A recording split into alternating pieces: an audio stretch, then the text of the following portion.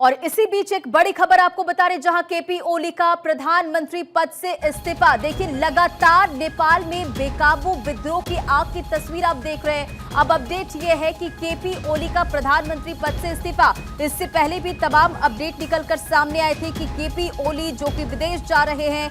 अब Nepal army chief की तरफ से भी ये स्टेटमेंट आया था। हालांकि अब ये जानकारी सामने आ रही है कि केपी ओली का प्रधानमंत्री पद से इस्तीफा। और ये तस्वीर आप देखिए किस तरह से नेपाल की जो सड़कें हैं, इस वक्त वहां पर विरोध है, काठमांडू से विद्रोह की आग। और आप देखिए केपी ओली का प्रधानमंत्री पद से इस्तीफा। ये बड़ी खबर इस वक्त की आपको बता रहे। नेपाल में हालात लगातार बिगड़ते जा रहे विरोध प्रदर्शन के बीच। आप देखिए किस तरह से वहां पर सिचुएशन आउट ऑफ कंट्रोल हो चुका है, हिंसक रूप ले लिया गया वहां पर। प्रदर्शनकारी आप देखिए लगातार सड़कों पर आगजनी करते नजर आ रहे हैं। और राजधानी काठमांडू समेत कई ऐसे इलाके हैं जहां पर आगजनी, तोड़फोड़ और पथराव की जो घटनाएं वो सामने आ रही है। इसी के साथ राष्ट्रपति रामचंद्र पौडेल के निजी आवास पर प्रदर्शनकारियों ने कब्जा की, तोड़फोड़ किया। और इसी के साथ आप देखिए जो फिलहाल ये बड़ी जानकारी दे रहे हैं, जहां केपी शर्मा ओली ने इस वक्त प्रधानमंत्री पद से इस्तीफा दे दिया है।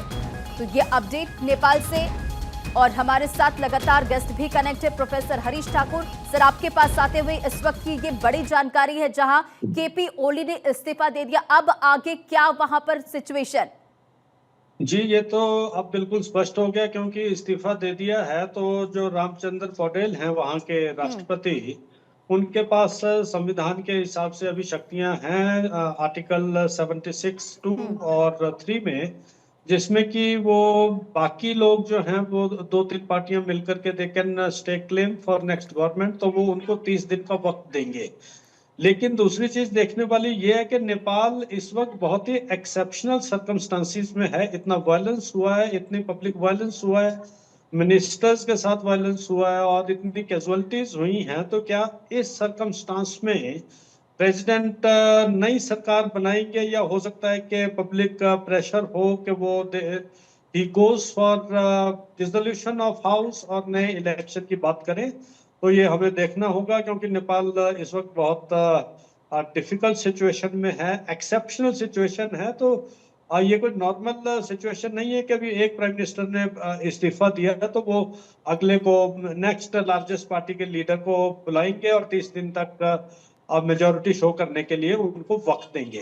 तो ये अब देखते हैं कि रामचंद्र पौडेल जी कैसे अपनी शक्ति का प्रयोग करते हैं।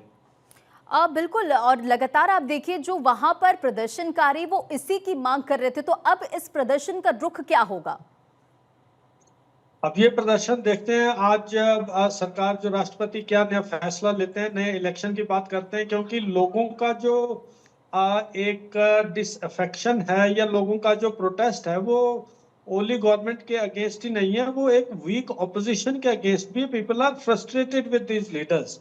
तो वो हो सकता है कि लोगों का या यूथ का ये डिमांड रहे कि नए इलेक्शन की तरफ जाया जाए। हो सकता है कोई नई पॉलिटिकल पार्टी देखने को मिले, क्योंकि ये जो सारी पार्टीज हैं इन्होंने मिल बांट करके नेपाल का नुकसान ही किया है। कोई नेपाल की प्रोग्रेस की बात नहीं हुई है।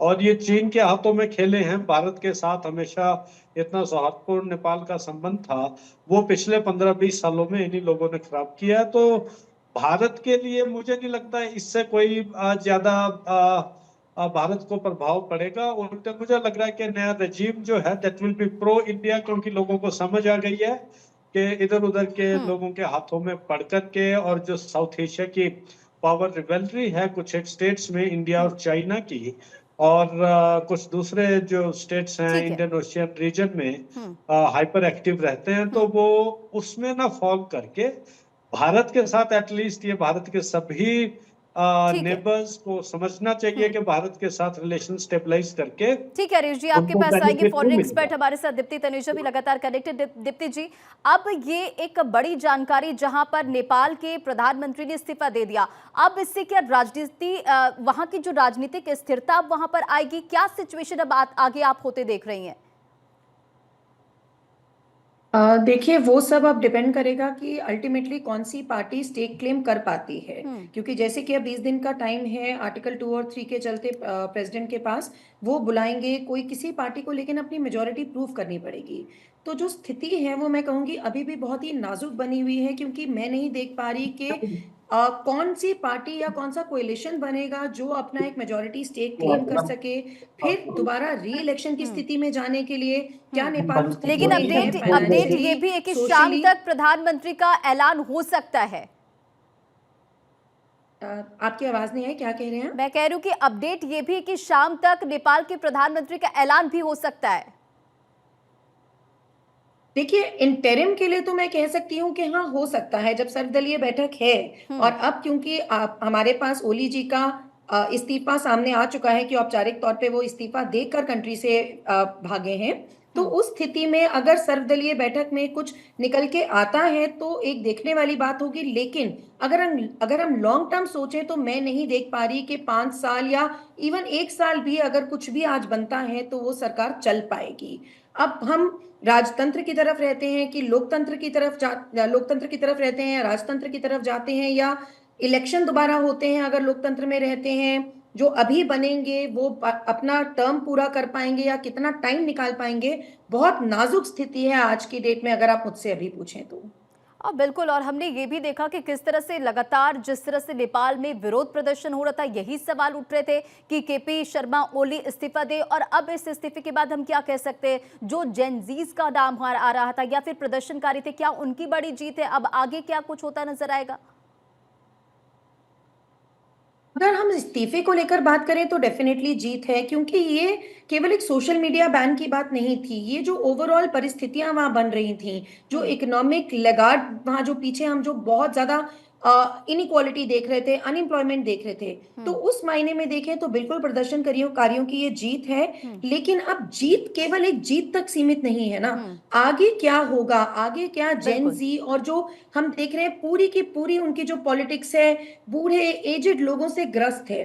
तो क्या अब जो ये जेन जी है या जो न्यू जनरेशन कह लीजिए, क्योंकि अब ये मुद्दा केवल जेन जी का तो रहा नहीं था, तो क्या ये लोग एक एक्टिव पॉलिटिक्स में उतरते हैं? क्योंकि आप चाहे प्रचंडा देखें, देबुआ देखें, ओली देखें, सारे 70 के ऊपर के लोग हैं, अपने अपने निजी स्वार्थ के बारे में सोचते हैं। इनके परिवार सब अमेरिका लंदन जाके बैठे हुए हैं। तो इस परिस्थिति में क्या एक कॉमन आदमी, एक आम आदमी, मैं सॉरी आम आदमी नहीं बोलना चाह रही हूँ क्योंकि जो हमारे यहाँ आम आदमी का हाल हुआ वो हम सबने देखा, तो क्या एक बिल्कुल अब ये देखना काफी ज्यादा इंपॉर्टेंट होगा कि क्या कुछ डेवलपमेंट वहां पर होते हैं।